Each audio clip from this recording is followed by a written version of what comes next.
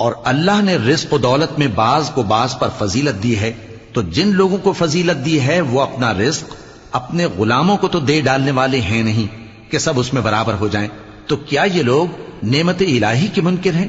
اور اللہ ہی نے تم میں سے تمہارے لیے بیویاں پیدا کی اور بیویوں سے تمہارے بیٹے اور پوتے پیدا کیے اور کھانے کو تمہیں پاکیزہ چیزیں دیں، تو کیا یہ لوگ باطل پر اعتقاد رکھتے اور اللہ کی نعمتوں سے انکار کرتے ہیں؟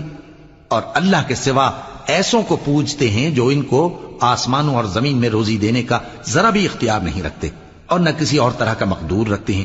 تو لوگوں، اللہ کے لیے غلط مثالیں نہ بناؤ، بے شک اللہ جانتا ہے اور تم نہیں جانتے۔ اللہ ایک اور مثال بیان فرماتا ہے کہ ایک غلام ہے جو بالکل دوسرے کے اختیار میں ہے اور کسی چیز پر قدرت نہیں رکھتا، اور ایک ایسا شخص ہے جس کو ہم نے اپنے ہاں سے بہت سا مال طیب عطا فرمایا ہے اور وہ اس میں سے رات دن پوشیدہ اور ظاہر خرچ کرتا رہتا ہے، تو کیا یہ دونوں شخص برابر ہیں؟ ہرگز نہیں، الحمدللہ، لیکن ان میں سے اکثر لوگ نہیں سمجھ رکھتے۔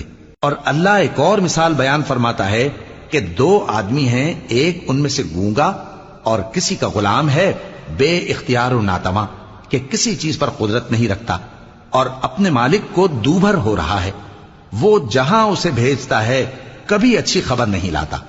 کیا ایسا گونگا بہرا اور وہ شخص جو سنتا بولتا اور لوگوں کو انصاف کرنے کا حکم دیتا ہے اور خود سیدھے رستے پر چل رہا ہے، دونوں برابر ہو سکتے ہیں؟ اور آسمانوں اور زمین کا بھید اللہ ہی کے پاس ہے، اور اللہ کے نزدیک قیامت کا آنا یوں ہے جیسے آنکھ کا جھپکنا، بلکہ اس سے بھی جلتر۔ کچھ شک نہیں کہ اللہ ہر چیز پر قادر ہے۔ اور اللہ ہی نے تم کو تمہاری ماؤں کے شکم سے پیدا کیا اس حال میں کہ تم کچھ نہیں جانتے تھے، اور اس نے تم کو کان اور آنکھیں اور دل اور ان کے علاوہ اور اعضاء بخشے تاکہ تم شکر کرو۔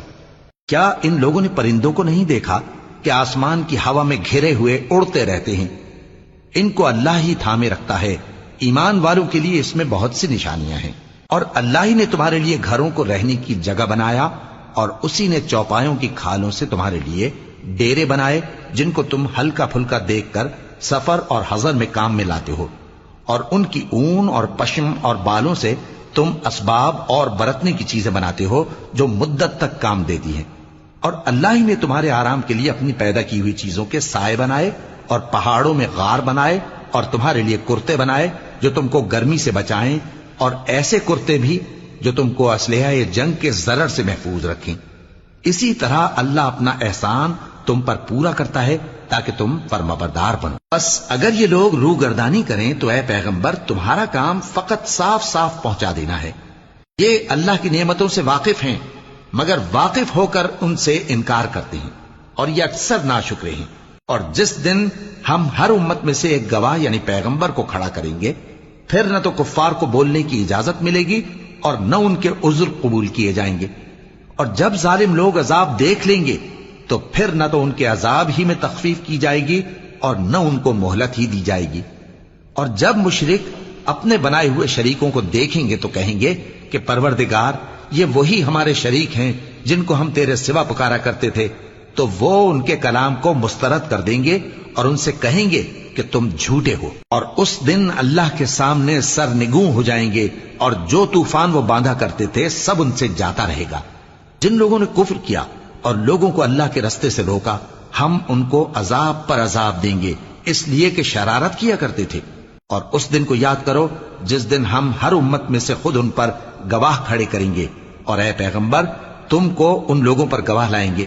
اور ہم نے تم پر ایسی کتاب نازل کی ہے کہ اس میں ہر چیز کا بیان مفصل ہے، اور مسلمانوں کے لیے ہدایت اور رحمت اور بشارت ہے۔ اللہ انصاف اور احسان کرنے اور رشتہ داروں کو خرچ سے مدد دینے کا حکم دیتا ہے، اور بے حیائی اور نامعقول کاموں سے اور سرکشی سے منع کرتا ہے، اور تمہیں نصیحت کرتا ہے تاکہ تم یاد رکھو۔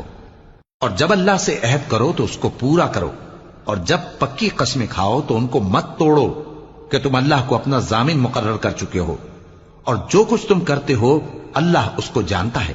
اور اس عورت کی طرح نہ ہونا جس نے محنت سے تو سود کاتا پھر اس کو توڑ کر ٹکڑے ٹکڑے کر ڈالا، کہ تم اپنی قسموں کو آپس میں اس بات کا ذریعہ بنانے لگو کہ